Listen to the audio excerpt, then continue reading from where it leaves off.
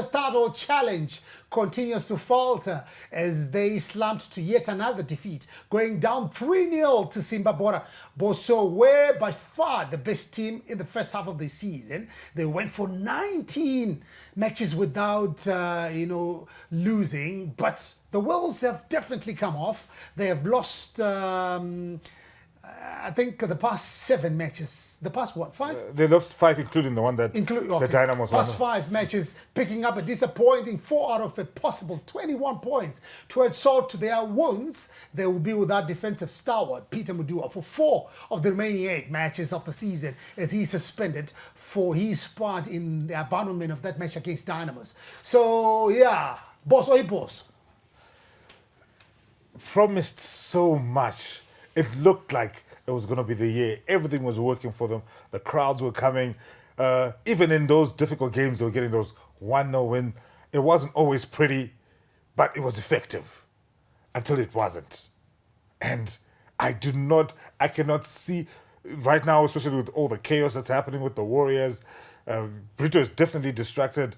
I also was having conversations with different people when I was in Bulawayo, and I think there seems to be a bit of bad blood within the technical team, a bit of mistrust between Madinda, Brito, and Joel, and all those guys.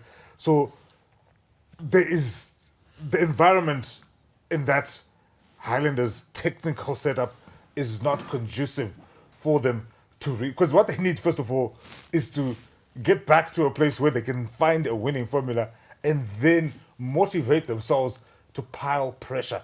Mathematically, it would be naive to roll them out. But based on the way they've been playing, they got hammered 3-0 by Simba Bora. And by all accounts, it could have easily been more. And what was the key to their success in those first 19 games? 4 goals conceded in those 19 games. 4 goals. And now you're considering 3. How many did they score in those 19 games? No. 14 goals in those 19 games. I hear your argument, but let's look at what he's saying. Yeah. Because you go for 19, you only concede 4. But in one game, you concede 3. What? And now they're going to be without Udua for those 4 games. Especially when you don't score goals, guys. You know what? I agree with you. You win games. You win. I think, David, what we want from you now, because me and Tish didn't really play the game, but from how long was your career in the top flight? Let's minus 4 years that I was in UK. I think it went on for almost like 14 years. 14 years? Yeah. It's a long time. Top flight football. Yeah. So in your 14-year career in the top flight, when you've got a team like Highlanders, steamrolling past everything, then all of a sudden, things just go haywire. In your experience, what has gone wrong? Howard, let me come up with 2004 time where Cape United were on the roll. We went on for almost like 14 games, and it conceded, I think, less than 10 goals. But in 2 games, we conceded 7. In 2 games, we conceded 7. That was against the Highlanders. We conceded 3 at BF, 4 at the National Sports Stadium. Yeah, it was back-to-back. And it game reached 15 and reached 16.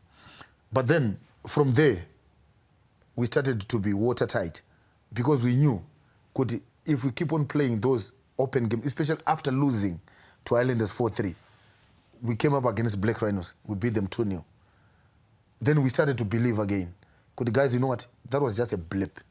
Imagine when you lose when you're playing well. So it was more to do with, guys, if we score more goals, less mistakes at the back. Because imagine, we were 4-1 down against Highlanders at one time. Then we scored 2nd goal, then we scored 3rd goal. So everyone thought, yeah, Cape United are back. We can score. But Highlanders fought so that they can win the game and put pressure on us because Highlanders finished 2nd. But a distant, almost like 15, 16 points behind Cape United. So what I'm trying to say, Howard, is the moment you start scoring goals, you know, with the teams, they won't attack you as much as they want to attack, especially when you're scoring 1 goal every game. They will look into your team and say, okay, fine, this team doesn't score more. Okay, let's close the shop and see who will score. And if you look at the Highlanders when they started losing games, Mafriki Gangasawi, and they were scoring from set pieces. The next thing is they started conceding. And every game that they've lost, they haven't scored. They could lose 2-0, 3-0. So I hear you on the scoring part. Yeah. But what has happened with the conceding part? That's what I'm saying, Howard. The moment you have strikers that can score goals week in, week out, even Kumashure, even if you make mistakes, Yeah, but with Highlanders now, they were not scoring. And not defending manje, it will be very difficult. Kuti murambe muchingo defender. And until the last game of the season, muchingo defender, chete musinga go wese. It will be very difficult. Because you can't work on training of defending only, musinga attack. You also need to attack. Remember, if you don't get corners, or teams get to know how to defend corners, then which means you're not going to be scoring your goals, your normal goals. Because if you calculate my goals Highlanders, and you talk of Mbongeni and Love, you talk of Peter Mdua at one time. Those are the defenders. Melikaya, one of the central midfielders, and Ogoes. Then you go to Kelvin Chugonero, who scored 2 goals against the other. He hasn't scored. And Navaya, I think he's on 2. Lino Chukua as well. I think he's on 2 as well. Then you talk of Mushore. I think he's got 1. Ngala, 1. Ngala, 2. 2. 2. Then Howard, and you think could a team can go on and win the league? Their top scorer, I think, is Meligai, who is on 4. And 3 free kicks and 1 goal Raka Panger corner. And then you went on to look at the whole composition of the team. How are they going to get those goals? Especially in the last 8 games for them to win the league. So let me just put you on the spot. Are you completely ruling Highlanders out in terms of the league championship? For me, they are out of the title race. If they can do a Woodini, but I don't see them doing that. Mr. Tish, do you concur? Highlanders blew it. It's as simple as that. Highlanders blew it. They had it in their hands and they refused to evolve. Because I think when they were going on that 19-match unbeaten run, one of the things that they neglected to do is that they weren't playing the best football.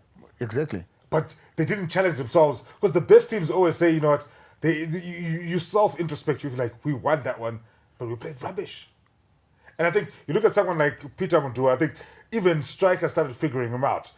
Everyone knew that if you go and you play right on his chest, he's not going to do anything. You give him space to play sort of like a sweeper role, he'll be cleaning balls up the whole afternoon.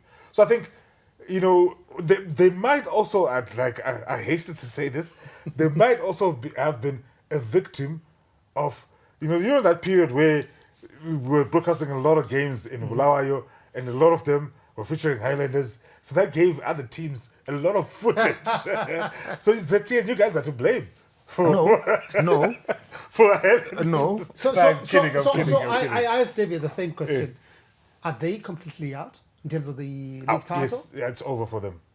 I know Bulawayo people, and especially Boston supporters, I'm not going to like this, but it's they're out. I think any realist will accept this. Mathematically, they have a chance. You know what? It's not gonna happen. I think like we have always been talking about FC Platinum, especially when they go on the finishing line. They know how to manage games, and because of their playing style. And remember those games that they lost to Shesham, they lost to Yada, and look at the teams that they lost games to. Recently, they've beaten Manika Diamonds. They've beaten Ngezi. Yeah. I think you look at the last 5 games. They beat Cape United. That was the beginning of their fight. Although Cape United at that time were absolutely rubbish. Come on. No. You know what? Of course, we might say Cape United was rubbish, but in terms of competition, and the history and Pane a bit of competition. But if you look at for the past years, I think it's more to do with who scores most goals and concede less. But if you concede less and score less, then which means your chances of winning the title, and they are far from closer, Howard. For me, Highlanders are out of the title race.